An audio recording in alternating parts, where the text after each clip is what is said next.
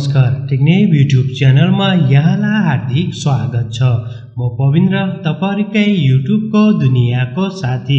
यदि हामीले आजको नेपालको अपडेटको यदि कुरा गर्ने भने रेली यो भिडियोलाई तपाईले चाहिँ लाइक गर्नु पर्छ, किनभने चाहिँ आज चाहिँ एकदमै धेरै मात्रामा चाहिँ नेपालको बारेमा चाहिँ अपडेटहरु चाहिँ हामीले लिएर आएका छौं। आइफोन युजरहरुको लागि या तपाईले आइफोन किन्ने तयारीमा हुनुहुन्छ भने चाहिँ तपाईहरुको लागि पनि ब्याड लक छ, किनभने चाहिँ आइफोन 13 का चाहिँ तीनवटै मोबाइलहरु भन्दा सिरिजको चाहिँ तीनवटै मोबाइलहरुको चाहिँ प्राइसहरु पनि बढी भएको छ। यदि हामीले तिनीहरुको प्राइसको कुरा गर्ने भने उनी चाहिँ बढाइसकेको छ। आइफोन 13 मिनी को हामीले कुरा गर्ने भने जुन पहिला तपाईहरुले 1,20,990 मा पाउनुहुन्छ, अहिले चाहिँ 1,22,990 रुपैयाँ रहेको छ, जुन चाहिँ 2,000 रुपैयाँ चाहिँ मिनिमम बढाएका छन्। जुन स्टार्टिङ भेरिएन्स उसैको हाई भेरिएन्स रहेको छ। 256GB स्टोरेजको प्राइस चाहिँ अहिले चाहिँ 1,39,990 चाहिँ 1,40,000 रुपैयाँ चाहिँ भएको छ। यसैगरी आइफोन 13 को यदि हामीले कुरा गर्ने भने आइफोन 13 को पनि उनीहरुले चाहिँ प्राइस वाला चाहिँ बढाएको छ। स्टार्टिङ भेरिएन्स रहेको छ 128GB स्टोरेज वालाको प्राइस चाहिँ पहिला चाहिँ 1,37,990 रुपैयाँ थियो, चाहिँ अहिले चाहिँ 1,39,990 चाहिँ 2,000 रुपैयाँ चाहिँ बढेको छ।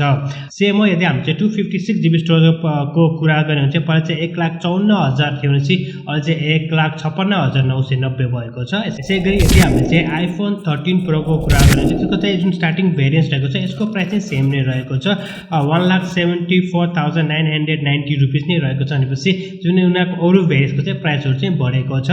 256GB स्टोरेजको प्राइसमा चाहिँ सेम हो 2,000 रुपैयाँ बढेको छ। पहिला चाहिँ 89 थियो, चाहिँ 91,990 रुपैयाँ भइरहेको छ। यसैगरी चाहिँ 512GB को पनि यदि हामीले कुरा गर्ने भने यसमा पनि चाहिँ उनीहरुले अलमोस्ट 1,000 रुपैयाँ बढाएको छ। पहिला चाहिँ 2,24,990 थियो, चाहिँ अहिले चाहिँ 2,25,990 रहेको छ। र हाई भेरिएन्स 1TB वालामा पनि उनीहरुले केही प्राइस चाहिँ बढाएको छ। जुन चाहिँ पहिला 2,55,990 थियो, चाहिँ अहिले चाहिँ 2,60,990 रुपैयाँ चाहिँ रहेको छ। सो आइफोन 13 सिरिजहरुको चाहिँ प्राइसहरु चाहिँ बढेको छ। यसको साथसाथ Xiaomi ले आफ्नो केही डिभाइसहरु पनि नेपाली बजारमा चाहिँ लन्च गरेको छ।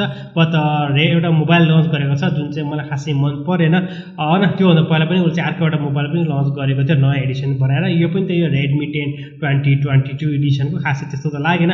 50 मेगापिक्सलको क्यामेरा रहेको छ र यसमा तपाईहरुले ओल्ड भन्नुपर्छ सेम हो MediaTek को Helio G88 के प्रोसेसरलाई देख्न सक्नुहुन्छ। 4GB को RAM 64GB स्टोरेज वाला नेपाली बजारमा लन्च गरेको छ, जसको प्राइस चाहिँ 21,000 रुपैयाँ रहेको छ। 20,990 21,000 रुपैयाँ चाहिँ रहेको छ। तपाईलाई के कस्तो लाग्यो कमेन्ट सेक्सनमा कमेन्ट गर्न सक्नुहुनेछ। यसको साथसाथ चाहिँ Xiaomi ले आफ्नो चाहिँ दुईवटा अरु प्रोडक्टहरुलाई पनि नेपाली बजारमा चाहिँ लन्च गरेको छ। एउटा चाहिँ ब्याकप्याक भयो। ब्याकप्याक पनि अहिले तपाईले सजिलो तरिकाले नेपाली बजारमा चाहिँ परचेज गर्न सक्नुहुन्छ, जसको प्राइस चाहिँ 2,979 रुपैयाँ रहेको छ। भनेपछि यसैगरी उले चाहिँ आफ्नो चाहिँ टुथब्रशलाई पनि लन्च गरेको छ। स्मार्ट टुथब्रशलाई पनि नेपाली बजारमा लन्च गरेको छ, जसको प्राइस चाहिँ उनीहरुले 1,679 रुपैयाँ 1,700 रुपैयाँ चाहिँ राखेको छ। तपाईले सजिलो तरिकाले अफलाइन तथा अनलाइन मार्केटमा परचेज गर्न सक्नुहुनेछ।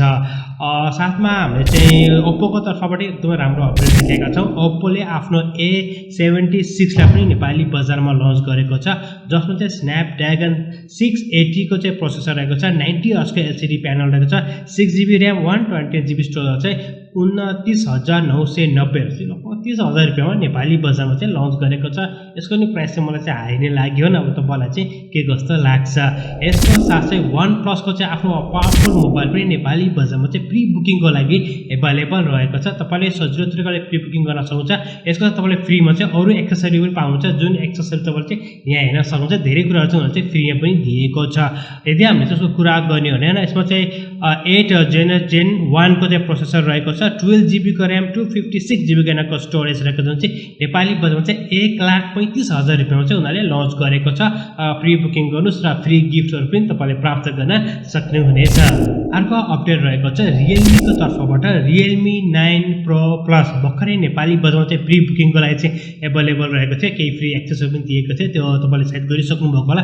यदि तपाईले गर्न सक्नु भएको छैन चाहिँ अहिले पनि एकदमै राम्रो चाहिँ डिस्काउन्ट रहेको छ। दराजमा चाहिँ 2,000 रुपैयाँको चाहिँ डिस्काउन्ट रहेको छ। 6GB र 128GB स्टोरेज र जुन चाहिँ मलाई पनि राम्रै हुन्छ। 42,000 रुपैयाँ पर्दैन चाहिँ तपाईले 40,000 रुपैयाँ चाहिँ परचेज गर्न सक्नुहुन्छ, जुन चाहिँ एकदमै राम्रो क्यामेरा वाला फोन हो।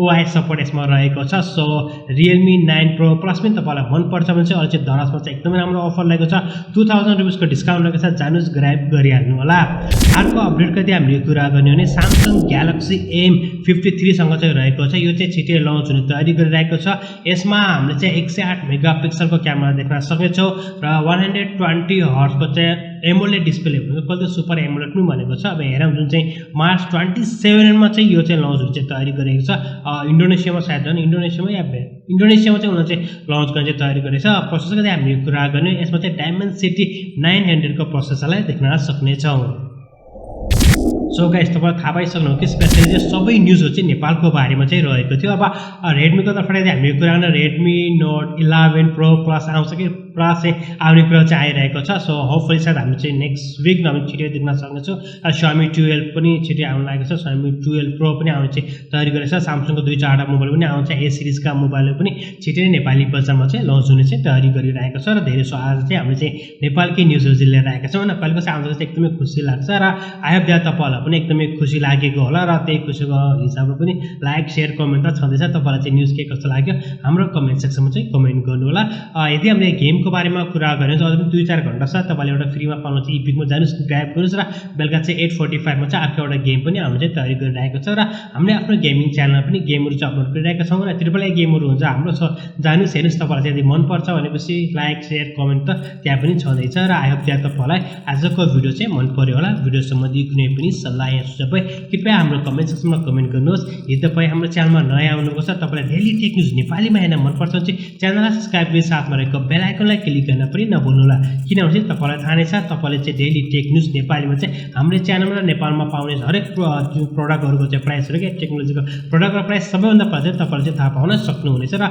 डेफिनेटली इन डिटेल भिडियोहरु पनि हामीले चाहिँ आउने दिनमा चाहिँ लिएर आउँछ जुन पनि मोबाइलहरु चाहिँ आएको छ यसको बारेमा कन्फिगरेसन सेट चाहिँ नेपाली बजारमा चाहिँ के कति प्राइस छ यसको बारेमा चाहिँ म चाहिँ अपलोड गर्ने नै छु so thank you very much and stay safe, be safe, stay safe, enjoy your day and have a